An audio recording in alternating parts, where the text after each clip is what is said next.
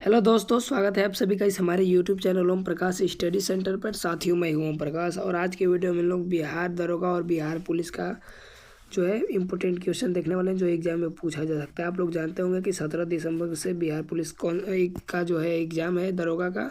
तो अपना जो है स्कोर कमेंट बॉक्स में ज़रूर बताइएगा। पहला क्वेश्चन है, यूनेस्को की विश्व प्राकृतिक धरोहर सूची में कौन सा वन शामिल है साथियों?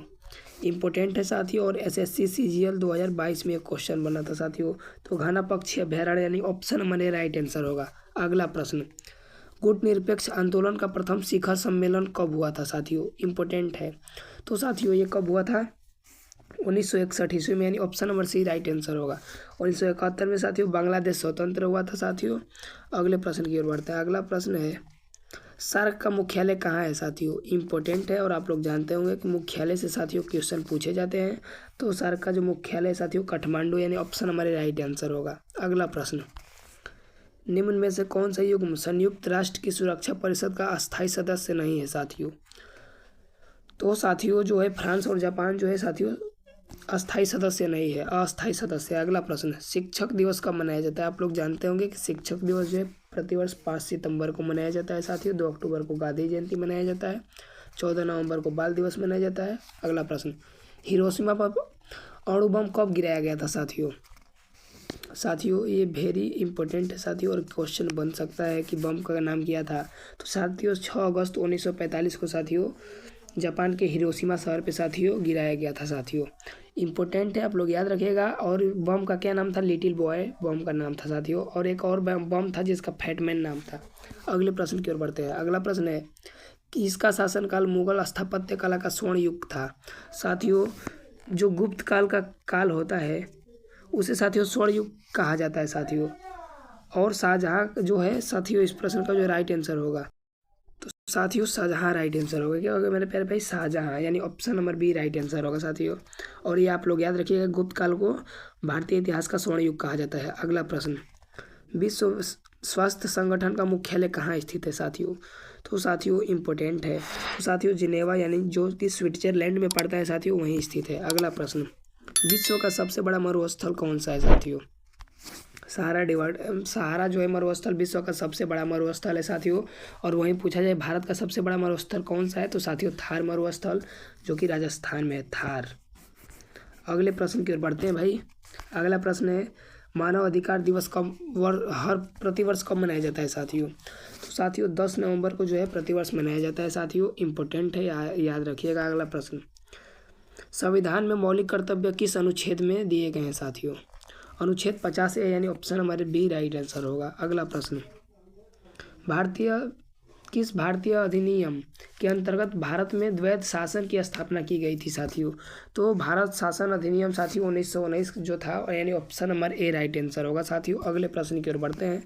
अगला प्रश्न है, सिंधु घाटी सभ्यता का नवीनतम क्या स्थल है जो नया है साथियों? तो साथियों धौलावीरा है साथियों। और आप लोग से आग्रह है कि धौलावीरा किस नदी के तट पे है, जरूर कमेंट बॉक्स में बताइएगा। ये क्वेश्चन पूछा हुआ है। अगले प्रश्न की ओर बढ़ते हैं। देखिए और सब मैं बता दे रहा हूँ, जैसे हड़प्पा पूछा जाए तो साथियों रावी नदी के तट पे है। मोहनजोदड़ो पूछा जाए तो सिंधु नदी के तट पे है।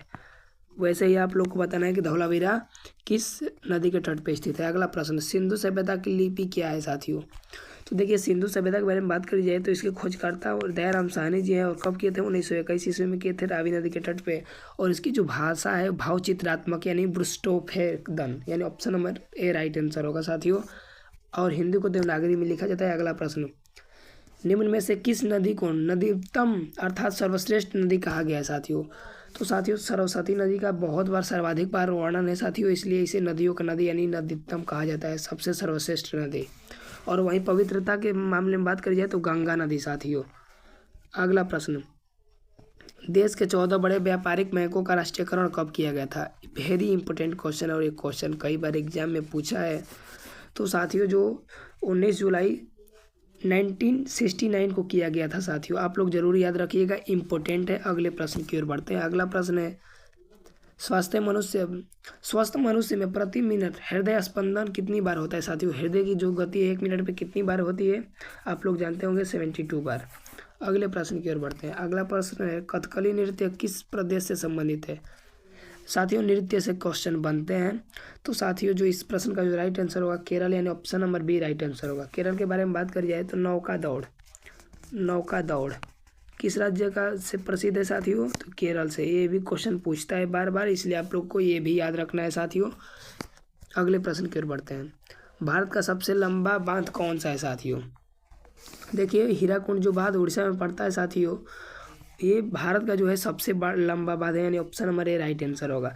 भाखड़ा नंगल कहाँ है साथियों? हिमाचल प्रदेश में। पेरियार केरल में है और बजाज सागर राजस्थान में है साथियों, याद रखिएगा। अगले प्रश्न की ओर बढ़ते हैं। अगला प्रश्न है भारतीय चिकित्सक शास्त्र का जनक यानी विश्वकोश किसे माना जाता है साथियों?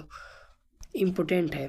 तो साथियों जो चरक संहिता है इसको माना जाता है, यानी option number B right answer होगा साथियों। अगले प्रश्न की ओर बढ़ते हैं। अगला प्रश्न है पतंजलि द्वारा लिखा गया महाभाष्य निम्नलिखित में से किस पुस्तक पर लिखी गई टीका है साथियों?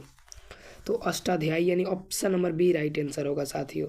Sorry for that, option number A Kamasutra साथियों। अष्टाध्यायी के लेखक कौन है? पाणिनि महोदय हैं। अगले प्रश्न की ओर बढ़ते हैं। सबसे अधिक सिक्के किस काल में मिले हैं साथियों? तो साथियों गुप्त काल को जैसा कि मैं बताया हूँ कि भारतीय इतिहास का स्वर्ण युग कहा जाता है साथियों। और मौर्य काल साथियों इसके चंद्रगुप्त मौर्य संस्थापक थे और इसी में सबसे अधिक सिक्के साथियों मिले थे, यानी option number B right answer होगा साथियों। अगला प्रश्न इम्पोर्टेंट है, वेरी इंपॉर्टेंट है साथियों, इम्पोर्टेंट। देखिए क्वेश्चन का आकार है महिलाओं को शिक्षा का प्रचार करने तथा बाल विवाह के उन्मूलन के लिए निम्नलिखित में से किसने महिला आर्य समाज की स्थापना करी थी? किसने महिला आर्य समाज की स्थापना करी थी साथियों? देखिए क्वेश्चन पूछ सकता है आपके एग्जाम में, तो इसे तो आप लोग नेगलेक्ट कर नहीं सकते। तो साथियों पंडिता रामाबाई जो है वहीं इसकी स्थापना कहाँ की थी? तो साथियों पुणे में। ये भी क्वेश्चन बन सकता है, तो पुणे में करी थी। अगले प्रश्न की ओर बढ़ते हैं साथियों। अगला प्रश्न है सिविल सेवा में सफल होने वाले प्रथम भारतीय कौन थे साथियों?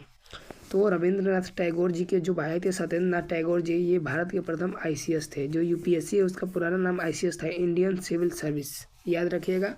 और ये कहाँ साथियों पोस्टिंग किए गए थे आप लोग जरूर कमेंट बॉक्स में बताइएगा। अगला प्रश्न है काला कानून की उपाधि किसे दी गई है?